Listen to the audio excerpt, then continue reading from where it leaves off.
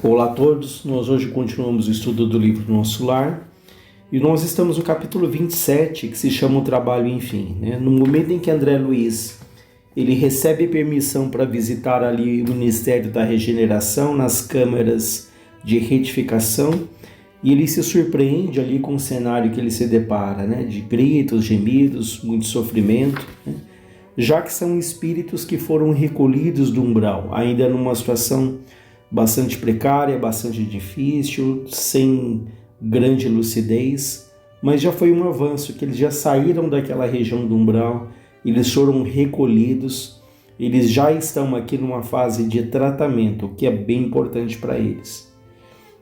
E eles se deparam ali com um senhor que chamava Ribeiro, que estava ali desesperado, que disse que a família o chamava, a família que tinha ficado na terra, que cobrava a presença dele no lar, e ele disse que ele não podia esquecer a esposa e os filhos, E aí o orientador ali, que é o Tobias, vai conversar com ele, vai orientá-lo, E o André Luiz diz que ele tem um ímpeto ali de saber detalhes, mas ele se lembra da orientação da mãe de Lísias, da dona Laura, para que ele calasse ali a própria curiosidade e se concentrasse ali no trabalho, colocasse as mãos à obra.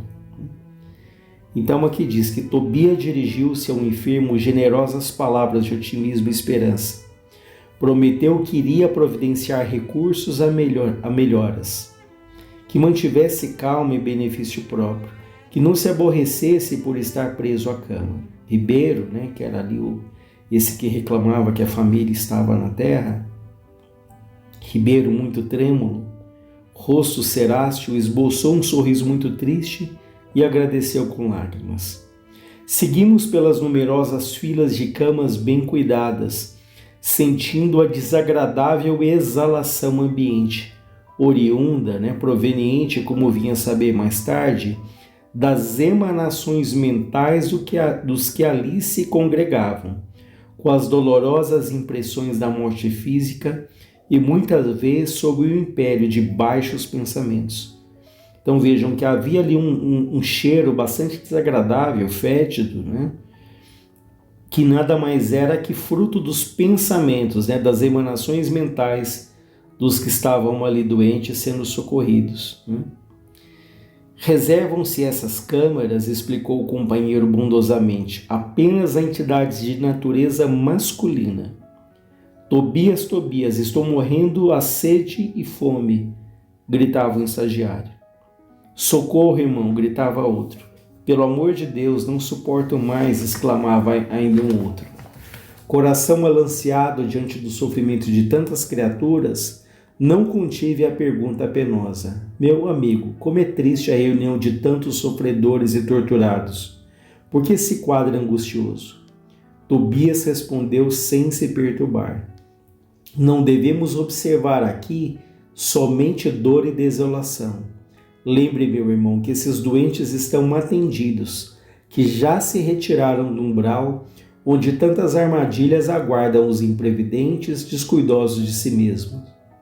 Nesses pavilhões, pelo menos, já se preparam para o serviço regenerador. Quantas lágrimas que vertem, recordemos que devem a si mesmos esses padecimentos. A vida do homem está centralizada onde centralize ele o próprio coração. Então vejam, a nossa vida, ela está onde colocamos o nosso coração, ou seja, os nossos objetivos, as nossas intenções. Então é muito importante, uma pergunta aparentemente tão simples, o que temos procurado na vida? Quais são os nossos ideais? Quais são os nossos objetivos? Qual é o nosso propósito aqui na Terra? Para que a gente não deixe que a rotina, que o trabalhar, o acordar, vire uma sucessão ali de atividades sem que tenhamos ali um objetivo maior, uma razão.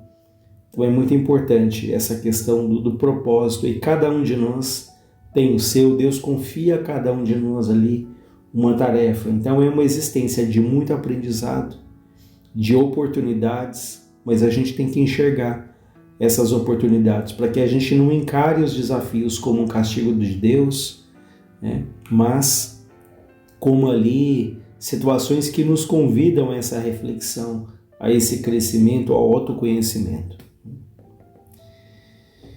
Depois de uma pausa em que parecia surdo a tantos clamores, o instrutor continua. São contrabandistas da vida eterna. Como assim? O André Luiz pergunta. Acreditavam que as mercadorias propriamente terrestres teriam o mesmo valor nos planos do espírito. Suponham que o prazer criminoso, o poder do dinheiro, a revolta contra a lei e a imposição dos caprichos atravessariam as fronteiras do túmulo e vigorariam aqui também, oferecendo-lhes ensejos a disparates novos. Foram negociantes imprevidentes. Esqueceram de cambiar as posses materiais em créditos espirituais. Não aprenderam as mais simples operações de câmbio no mundo. Quando iam a Londres, trocavam contos de réis por libras esterlinas. Entretanto, nem com a certeza matemática da morte carnal se animaram a adquirir os valores da espiritualidade. Agora, que fazer? Temos milionários das sensações físicas transformados em mendigos da alma. Então ele deixa claro aqui, que são espíritos que durante a vida terrestre não cultivaram a espiritualidade, que se prenderam ali ao dinheiro, ao poder, aos títulos. Quando ele fala que trocavam contos de réis, que era a moeda vigente ali naquela época que foi divulgado o livro, contos de réis por libras, ou seja, essa questão do câmbio material, do apego ali às posições. E na verdade, como já foi dito, nós aqui na Terra não somos donos de absolutamente nada. Nós somos administradores daquilo que temporariamente Deus ali coloca às nossas mãos. Então, o diretor de uma empresa, ele tem ali a função de um diretor, mas ele não é um diretor, ele tem o papel de, ele tem a tarefa de ser um diretor. Mas se ele é demitido, talvez no dia seguinte, ele esteja ali como uma pessoa desempregada. Mas às vezes a gente se apega de tal maneira a esses títulos, a essas posições, que nós minamos ali a nossa saúde, minamos todo o nosso tempo ali com a família em busca dessa projeção, dessa imagem que sentimos a necessidade de projetar para o mundo.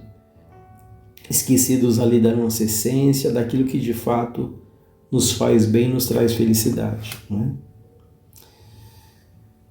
Realíssimo, o André Luiz diz, Tobias não podia ser mais lógico. Meu novo instrutor, após distribuir conforto e esclarecimento a granel, conduziu-me à vasta câmara anexa em forma de grande enfermaria, notificando. Vejamos alguns dos infelizes semi-mortos. Narcisa, servidora, acompanhava-nos solícita. Abriu-se a porta e quase cambaleei diante da surpresa angustiosa. 32 homens de semblante particular permaneciam inertes em leitos muito baixos, evidenciando apenas leves movimentos de respiração. Então veja, ele se depara com 32 homens ali, como ele fala, semi-mortos, uma situação de absoluta prostração, com pouquíssimos ali movimentos, como fala aqui, apenas leves movimentos de respiração, praticamente inertes ali. Fazendo um gesto significativo com o indicador, Tobias esclareceu. Esses sofredores padecem um sono mais pesado que outros de nossos irmãos ignorantes. Chamamos-lhes de crentes negativos. Em vez de aceitarem o Senhor, eram vassalos intransigentes do egoísmo. Em vez de crerem na vida, no movimento, no trabalho, admitiam somente o nada, a imobilidade, a vitória do crime. Converteram a experiência humana em constante preparação para um grande sono. E como não tinham qualquer ideia do bem a serviço da coletividade, não há outro recurso senão dormirem longos anos em pesadelos sinistros. Então vejam, pessoas que não cultivaram absolutamente nada na Terra, que, como diz aqui, converteram a experiência humana na preparação para um grande sonho, porque não tinham nenhum ideal, nenhuma ideia do bem, nenhum serviço ali em prol dos outros, da coletividade. E alimentam essa ideia de que depois da morte há esse sono profundo, há um nada, E é isso que eles vão encontrar, né? É isso que eles vão sentir, portanto que eles alimentaram essa ideia do nada. Não conseguiam externar meu espanto. Muito cuidadoso, Tobias começou a aplicar passes de fortalecimento sobre meus olhos atônitos, surpreso. Fim da operação nos 2 primeiros, começaram ambos a expelir uma substância negra pela boca, uma espécie de vômito escuro e viscoso com terríveis emanações cadavéricas. São fluidos venenosos que segregam, explicou Tobias muito calmo. Então vejam, esses espíritos ali, 2 deles começam a expelir essa substância negra, né, esse vômito escuro, que é fruto ali daquilo que eles estavam acalentando, segregando dentro deles mesmos. Né? E ele fala que são fluidos venenosos. Narcisa fazia o possível por atender prontamente à tarefa de limpeza, mas debalde, sem grande sucesso.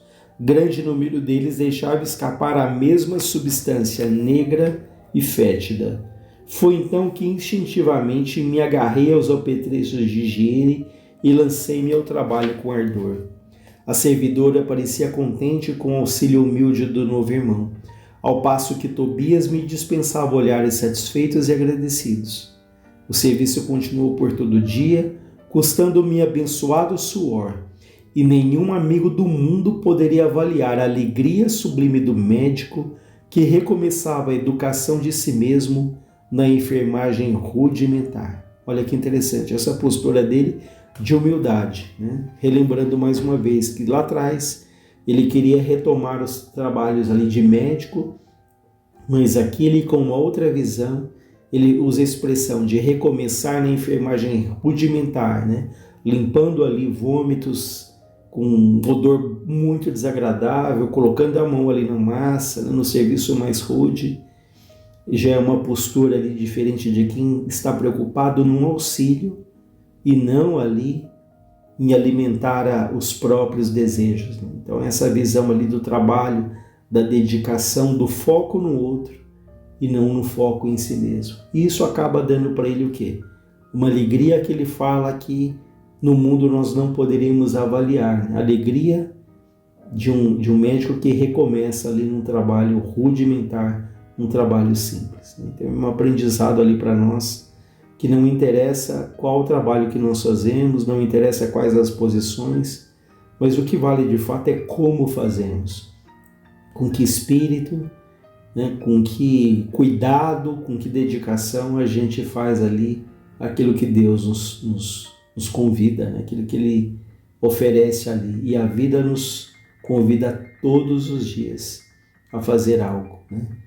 Coisas às vezes muito pequenas, atenção para alguém, um telefonema, um gesto de compreensão, um gesto de paciência.